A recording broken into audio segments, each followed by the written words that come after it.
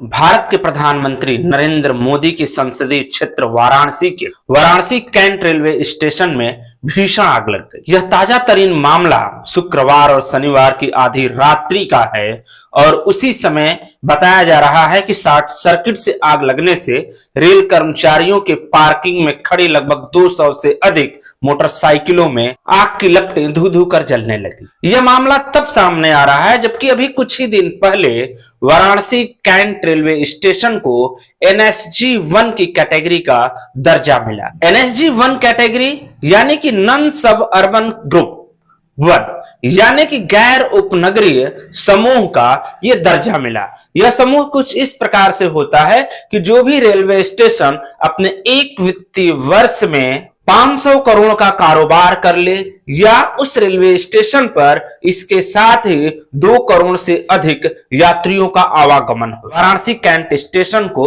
NSG 1 की category मिली और इसी के कुछ ही दिनों के बाद रेलवे कर्मचारियों की पार्किंग में एक शॉर्ट सर्किट होता है और भीषण आग लग जाती है। बताए जाने के अनुसार कि कुछ समय पहले वहां पर खड़ी एक मोटरसाइकिल में आग लगती है और उस आग को किसी प्रकार से काबू पा लिया जाता है। लेकिन हालांकि चूक कहां से हुई, तो चूक का कारण बताने वाले लोग बता रहे हैं कि वहीं से एक लाइन का केबल गुजरता है और उस लाइट की सप्लाई को बंद नहीं किया गया, जिसके कारण उस केबल पर लोड बढ़ा और लोड बढ़ने के कारण शॉर्ट सर्किट हुआ और धीरे से उस पार्किंग एरिया में वो शॉर्ट सर्किट होने के कारण देखते ही देखते जो बाइक का पार्किंग था वह राख हो गया। मौका वारदात पर आरपीएफ और जीआरपी के जवान पहुंचे और तत्काल उन्हें फायर ब्रिगेड के दल को फोन करके बुलाने का काम किया। इसके बाद कई घंटों की मशक्कत के बाद इस आग पर काबू पा ली गई, लेकिन फिर भी इस आग पर काबू पाते हुए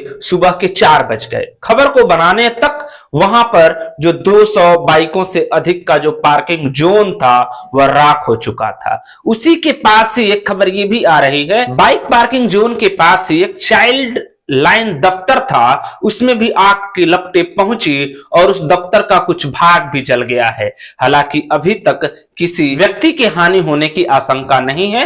अब मामला पूर्ण रूप से नियंत्रण में। मामला सिर्फ इसलिए ब्रेकिंग न्यूज बन रहा है, एक ऐसा स्टेशन जिसे NSG 1 की कैटेगरी मिली हो, यानी कि वहां पर जो सुरक्षा का और सुविधाओं का जो मापदंड है ये उच्चतम से भी उच्चतम होता है, फिर भी इस प्रकार की लापरवाही क्यों बरती गई? इसका भुगतान कौन करेगा? उन रेलवे कर्मचारियों की और अन्य लोगों की जो वहां पर 200 से भी अधिक संख्या में जो बाइक थी जो जलकर देखते ही देखते खाक हो गई, इसका जिम्मेदार कौन होगा?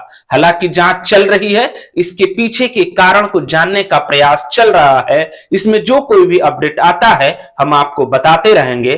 धन्यवाद।